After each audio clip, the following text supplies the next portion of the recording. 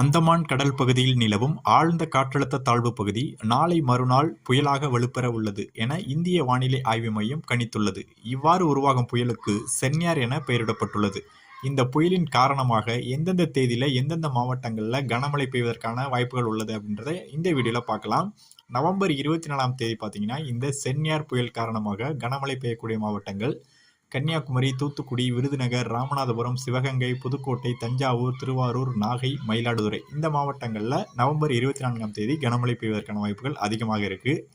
November 25ஆம் தேதி பார்த்தீங்கன்னா கன்னியாகுமரி, திருநெல்வேலி, தூத்துக்குடி, ராமநாதபுரம் ஆகிய மாவட்டங்களில் மஞ்சள் அலர்ட் கொடுத்துருக்காங்க. இங்கேயும் பார்த்தீங்கன்னா கனமழை பெய்வதற்கான வாய்ப்புகள் அதிகமாக இருக்குது.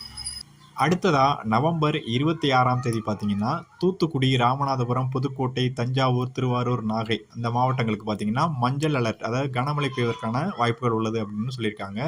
அதே மாதிரி நவம்பர் 29ஆம் தேதி பார்த்தீங்கன்னா மயிலாடுதுறை, கடலூர், விழுப்புரம், செங்கல்பட்டு, காஞ்சிபுரம், சென்னை, திருவள்ளூர் இந்த மாவட்டங்களுக்கு பார்த்தீங்கன்னா ரெட் அலர்ட் கொடுத்துருக்காங்க. அதாவது அதிக கனமழை பெய்யும் அப்படின்னு மாதிரி சொல்லியிருக்காங்க.